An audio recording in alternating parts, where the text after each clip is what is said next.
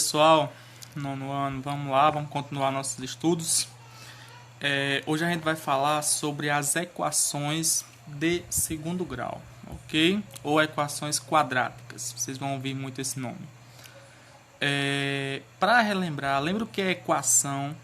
Equação de primeiro grau mesmo, quando você tinha lá 2x mais 4 igual a 2. Quanto é que vale x? Lembram isso?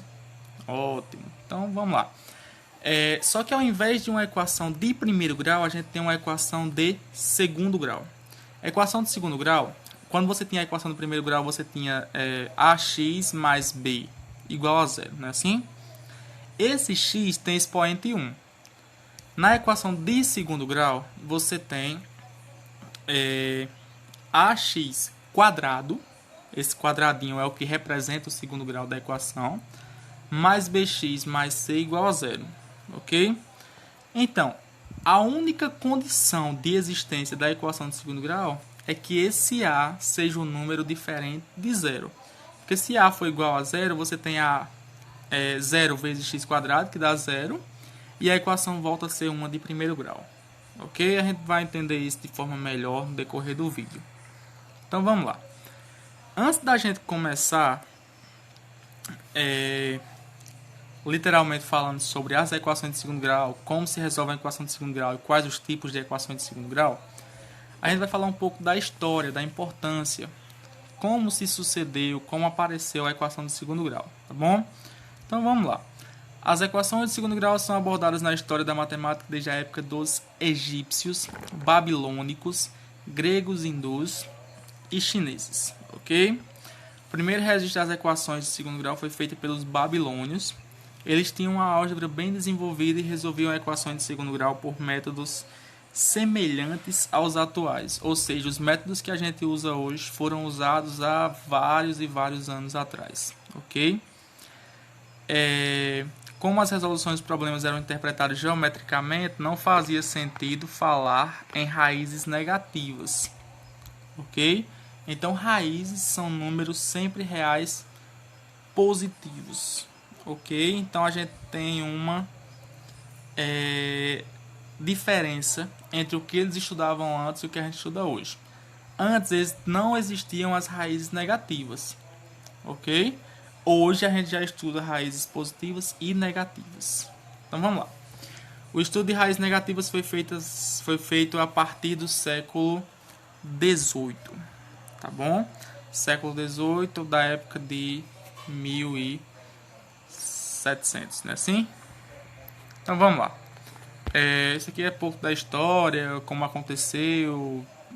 Depois vocês podem, caso tenham curiosidade, na internet encontrar toda a história da equação de segundo grau, quem foram os principais matemáticos que descobriram e etc. Ok? Então vamos lá. O que são as equações de segundo grau? A equação de segundo grau são equações do tipo ax quadrado mais bx mais c igual a zero, ok? Onde esses a, b e c são chamados de coeficientes, certinho? Esse coeficiente a aqui é um número que obrigatoriamente tem que ser diferente de zero, porque justamente ele está multiplicando o x quadrado, certo? O b pode ser zero e o c pode ser zero, sem problemas, tranquilo? Aí a gente tem nomenclaturas para cada um desses coeficientes. O coeficiente a é o coeficiente principal, porque sem ele não ocorre a equação de segundo grau. Coeficiente secundário é o b, que não é obrigatório vir, mas ele está lá como coeficiente da variável dada. E o c, que é o termo independente, certo? Termo independente porque ele não depende de variável alguma, certinho, né? Então vamos lá. Coeficientes. Nos coeficientes você tem os elementos a, b e c. Eles acompanham sempre uma variável, ou o termo independente, que é o c, não acompanha nada. Então vamos lá. Na primeira equação você tem 2x quadrado mais 4x menos 6 igual a zero. Então vamos tirar os valores. O a é o que acompanha o x quadrado, então o a vale 2. O b é o que acompanha o x, então o b vale 4. E o c é o que acompanha nada, ou o termo independente, então é o termo menos 6, ok? Para o B e para o C, vocês podem observar aí na questão da pausa e observar direitinho. Então, você tem A igual a 1 na alternativa B. A igual a 1, B igual a menos 5, C igual a 2. Na alternativa C, A igual a 0,5, B igual a 1 e C igual a menos 1.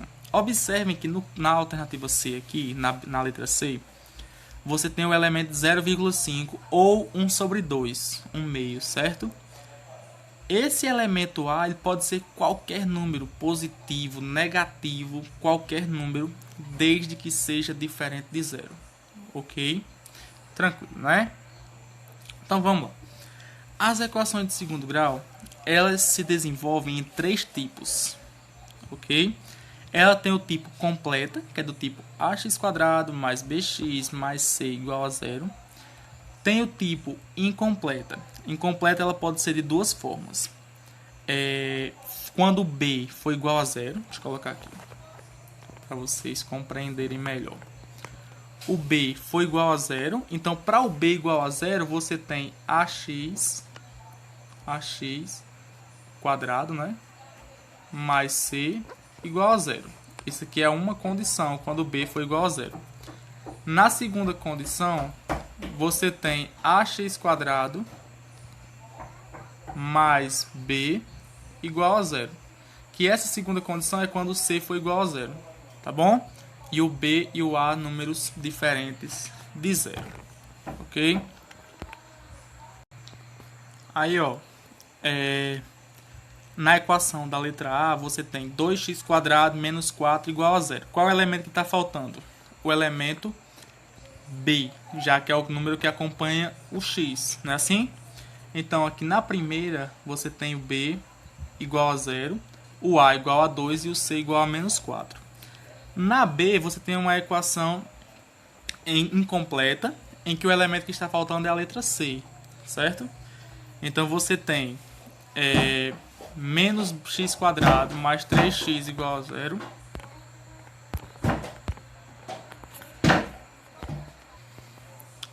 Pronto, aí a gente tem o seguinte, ó. Na letra C, você tem x² igual a zero. Esse a vale 1 e esse x obrigatoriamente é igual a zero. Então isso aí é uma equaçãozinha de quarto tipo, um quarto tipo que quase não é usado, certo? Na prática. Aí a gente tem o seguinte. Equação completa, ax² mais bx mais c igual a zero. Equações incompletas, ax² mais bx igual a zero.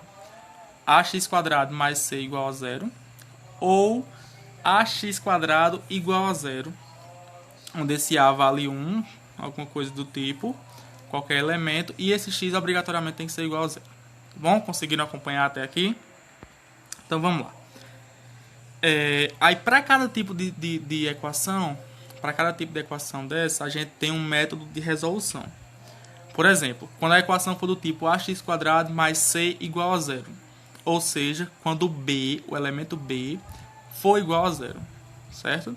Então você tem, ó, deixa eu só colocar aqui para vocês, para a gente tentar dar uma simplificada. Ax² mais c igual a zero, vou colocar aqui, ó, para vocês acompanharem. Ax² mais c igual a zero. Esse c não tem variável, então eu posso colocar ele para o segundo lado. Só que o sinal, que era positivo, ficará negativo. Então ax² igual a menos c, certo? Esse x², como é variável, eu vou isolar. Então x² será igual a menos c dividido por a. Já que esse a estava multiplicando, ele vai passar dividindo, certo? Ou seja, x² igual a menos c sobre a. Como eu quero só o valor para x, ou só os valores para x, a gente vai ver futuramente aqui no vídeo, que o x vai obter um valor maior ou menor, ou dois valores diferentes, certo? Aí você tem x igual a mais ou menos a raiz do elemento menos c sobre a. Por que, Ítalo, esse mais ou menos? Esse mais ou menos ele está aqui porque a gente está trabalhando com números reais, certo? Por exemplo, eu vou colocar aqui para vocês. Quanto é que vale o elemento 2 ao quadrado? Isso resulta em 4. Concordam comigo? E quanto que vale o elemento menos 2 ao quadrado? Menos 2 vezes menos 2. Então, você faz a relação de sinal menos por menos mais 2 ao quadrado, 4. Ok? Por isso, o resultado mais ou menos. Bom? Então, vamos lá. Por exemplo, encontre as raízes da equação 3x² menos 27 igual a 0. Você tem 3x² menos 27 igual a 0. 27 não depende de variável, então ele pode ir para o segundo lado da equação. Daqui você tem 3x² igual a 27. X² será igual a 27 dividido por 3. Então, 27 dividido por 3 dá 9. X vai ser igual a mais ou menos a raiz quadrada do número 9. Ok? Por quê? Porque 3 ao quadrado resulta em 9 e menos 3 ao quadrado resulta em 9. Tá bom? Então, você tem duas soluções. x1 igual a 3, x2 igual a menos 3. O que isso quer dizer? O que essas soluções querem mostrar para a gente? Que se eu substituir qualquer um desses dois valores, x1 igual a 3, x2 igual a menos 3, na equação inicial, o meu resultado será 0, obrigatoriamente. Certo? Eu vou fazer o exemplo com menos 3, vocês podem fazer com o 3, tá bom?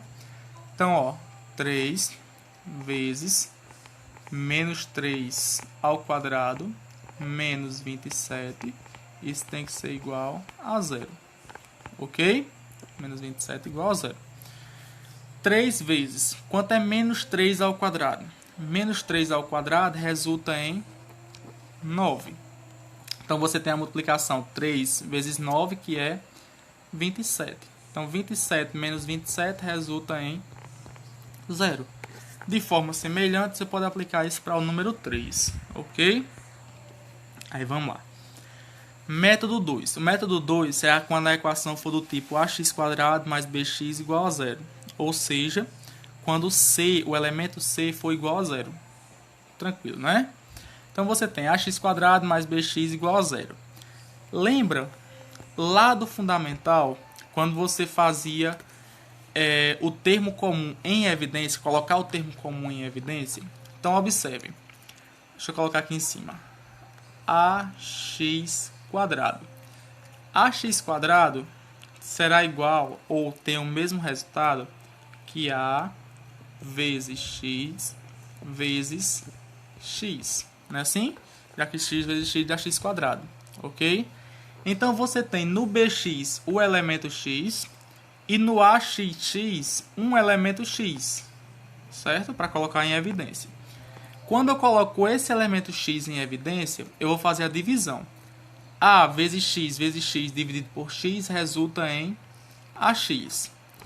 B vezes x dividido por x resulta em b. Então, eu tenho uma multiplicação x que multiplica ax mais b igual a 0. Aí, lembra lá do fundamental aquela regrinha básica que diz o seguinte: quando eu tenho a multiplicação ou produto entre dois elementos resultando em 0, ou um é 0 ou o outro é 0. Ou seja, ou esse x inicial aqui é 0, ou ax mais b é igual a 0. E ax mais b é uma equação de primeiro grau, certo? Então, você tem ax mais b igual a 0. Esse x você pode isolar como sendo menos b sobre a, já que você vai passar esse b para o segundo lado negativo, e esse a que está multiplicando vai passar dividindo, certo? Então, x será dado por menos b sobre a. Por exemplo, determine a solução da equação 5x² menos 45x igual a 0. O elemento em comum é o elemento x, então você tem x. Aqui no caso do exemplo, ele colocou o 5x, mas você pode colocar só o x também, certo? Se colocar só o x, vai ficar dessa forma, ó. X, aí vem cá. 5x² dividido por x, 5x. Menos 45x dividido por x, 45. Igual a 0. Ok? Igual a 0. Então, você tem ou o elemento x é 0, ou 5x menos 45 é 0. 5x menos 45 resultando em 0, eu vou ter x igual a 45 dividido por 5. Já que esse 45 vai positivo para o segundo lado. E esse 5 que está multiplicando vai passar dividindo. Então, 45 dividido por 5 resulta em 9. Então, as soluções da minha equação são x igual a 0 ou x igual a 9. Ok? Método 3. O método 3 são para equações do tipo completas, ou ax² mais bx mais c igual a 0. Para equações completas, a gente usa uma formulazinha chamada fórmula de Bhaskara, ok? A fórmula de Bhaskara consiste em dois conhecimentos. O conhecimento do delta, que é dado pela formulazinha, ó, deixa eu colocar aqui. Esse é o elemento delta, dado pela fórmula b² menos 4 vezes a vezes c. Vocês vão encontrar até musiquinhas na internet e tudo mais. E a fórmula original do Bhaskara, que é dada por menos b mais ou menos a raiz de delta, a raiz desse resultado, dividido por 2 vezes a. Ok? Mas, Ítalo, isso é muito complicado. Calma, que a gente vai tentar simplificar um pouco mais. Para o método 3, você vai ter o seguinte, ó. Deixa eu colocar aqui bem rapidinho para vocês. Lembram que você tem lá na formulazinha, lá na equação do segundo grau, os valores dos coeficientes A, coeficiente B e coeficiente C dados. O A que acompanha o x², o B que acompanha o x e o C que é o termo independente. Ok. Na fórmula de Bhaskara você tem delta é igual a b² menos 4ac, ou 4 vezes a vezes c. Desculpa, fica aparecendo aqui. Delta é b² menos 4 vezes a vezes c. Esse bzinho é esse dado, o a é o dado na questão e o c é o que vem na equação também. Ok? Vocês vão só substituir esses valores e resolver. Vão encontrar um determinado valor para delta, certo? Quando você encontrar esse valor, aí você vai para a formulazinha de Bhaskara, que é dada por menos b mais ou menos a raiz desse resultado dividido por 2 vezes a. Tranquilo? Ótimo. Aí, por exemplo, aqui tem um exemplozinho, ó. Determine a solução da equação x² menos x menos 12 igual a 0. Então, vamos lá. Quem é o A? 1, que é o que acompanha o x². O B, menos 1. E o C, menos 12. Ok? Então, vamos lá. Para a formulazinha de delta. Menos B, ou menos 1 ao quadrado, desculpa. b² menos 4 vezes a vezes c. Então, menos 1 ao quadrado dá 1. Menos 4 vezes 1 vezes menos 12, você faz a relação de sinal, dá 48. 1 mais 48 resulta em 49, ok? Esse é o valor de delta. Aí vamos para a fórmula de Bhaskara mesmo. Menos b. Então, o b é menos 1, então vai ficar menos 1, certo? Mais ou menos a raiz de 49 dividido por 2, que é 2 vezes 1. A raiz quadrada de 49 a gente aprendeu a calcular, que resulta em 7, ok? Então, vamos lá. O x será dado por menos 1, que dá 1, mais ou menos 7 dividido por 2. Então, você tem duas soluções. Ou x1, 1 mais 7 dividido por 2, que dá 8 dividido por 2, que dá 2. Dá 4, desculpa, que está trocado. Deixa eu trocar aqui para vocês. Acho que foi na edição do slide. Deu problema, tá bom? Esse resultadozinho aqui, ó, é 2, aqui é 2, e aqui a solução é 4, ok? Ou 1 menos 7 dividido por 2, 1 menos 7 dá menos 6, dividido por 2 dá menos 3, ok? Um errozinho aqui que vocês podem consertar, tá bom? Então vamos lá. Esse delta, ele é super importante para dizer, para mostrar quantas soluções a equação tem. Se ela não tem nenhuma solução, se ela tem uma solução ou se ela tem duas soluções. Ok? Quando o delta for um número maior do que zero, eu tenho duas soluções na equação. Vejam que na equação anterior eu tinha um delta igual a 49. 49 é um número maior do que zero. Então, número maior do que zero, eu tenho duas soluções. Números iguais a zero, eu tenho uma solução, certo? Ou duas soluções iguais.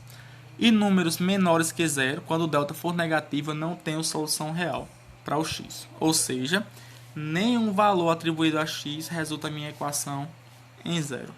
Bom?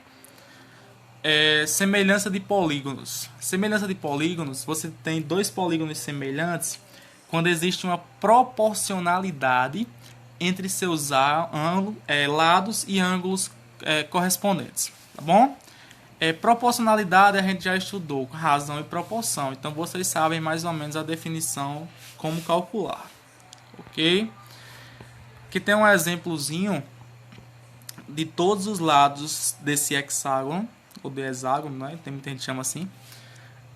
Resulta em 6. E do hexágono menorzinho resulta em 2. Então existe uma proporcionalidade entre esses lados. 6 por 2, 6 por 2, 6 por 2, 6 por 2. Que resulta em 3. Então esse 3 é a razão de proporcionalidade. Certo? Então você tem as razões. Vocês podem observar aqui, dar pausa direitinho no vídeo e observar as duas figuras. AB por GH. Então AB é o elemento aqui embaixo. Eu vou mostrar só ele, depois eu volto para os demais, certo? AB por GH são os elementos de baixo. ED está para KJ, ok? Então vocês podem acompanhar o ED, o DE, o JK, o KJ, como é um segmento, então tanto faz a ida quanto a volta, tá bom? Observem que todos eles resultam da proporcionalidade 3. Semelhança de triângulos. Alguns polígonos são semelhantes por natureza, então vocês podem observar essa semelhança. Nos triângulos existem algumas regras básicas em que pode-se mostrar onde são semelhantes, como são semelhantes. Certinho? Então vamos lá. A gente vai olhar aqui 3 casos. O primeiro caso é o caso ângulo-ângulo. Ou seja, quando eu tenho dois ângulos correspondentes, aqui 30,96, 30,96, 90 graus e 90 graus, ou seja, é um triângulo retângulo, certo? Obrigatoriamente esse ângulo B aqui e esse ângulo E são correspondentes, ou seja, são iguais, ok? E mais, esses dois triângulos são ditos semelhantes, ok? Tranquilo, né? Basicão mesmo. Segundo caso é o caso lado, lado, lado. Quando existe uma correspondência entre os lados, por exemplo, deixa eu colocar aqui para vocês. O lado AB e o lado DE estão em proporcionalidade ao lado AC, o lado DF, e ao lado CB e o lado FE, ok? Vocês podem observar isso aqui embaixo. Essa razão de proporcionalidade é 1 sobre 2 ou 2, dependendo da forma como você vai analisar. Se é o triângulo 1 para o triângulo 2 ou se é o triângulo 2 para o triângulo 1. Ok? Tranquilo, né? Caso lado, lado, lado. Se esses três lados formarem uma mesma razão de correspondência ou razão de proporcionalidade, então esses ângulos são semelhantes, esses triângulos são semelhantes, ok? E o terceiro caso é o caso lado, ângulo, lado. Sempre que esse ângulo esteja entre os lados dados. Por exemplo, quando eu tenho aqui o lado 5 e o lado 3, o ângulo de 90 graus entre eles. O lado 10 e o lado 6, o ângulo de 90 graus entre eles, ok? Então você tem 5 para 10, 3 para 6 e o ângulo de 90 graus. Então esses dois triângulos são ditos semelhantes, ok? Porque eles obedecem à regra lado, ângulo, lado. Lado para lado, ângulo para ângulo, lado para lado. Os ângulos obrigatoriamente têm que ser correspondentes ou congruentes, ok? Correspondentes e congruentes. Tranquilo, né? Então vamos lá. Pessoal, nossa aula de hoje está se encerrando, mas eu gostaria de deixar para vocês uma frase bem importante que eu achei que vocês podem refletir sobre a vida, refletir em casa, pensar direitinho, certo? Aí a frase diz o seguinte, ó: obstáculos são aquelas coisas assustadoras que você vê quando desvia os olhos de sua meta. Henry Ford. Henry Ford, acho que vocês já ouviram falar, que é o criador da Ford, da marca de automóveis, certo? Não criem obstáculos, criem metas, vão em busca dessa meta, estudem bastante. Se precisar da gente, a gente vai estar aqui para tirar a dúvida de vocês, tá ok? Qualquer coisa, procurem pelo WhatsApp ou por e-mail que a gente vai trabalhando. Bons estudos, um excelente desempenho, cuidem-se, cuidem de vocês, cuidem de suas famílias, fiquem com Deus, grande abraço e até logo, se Deus quiser.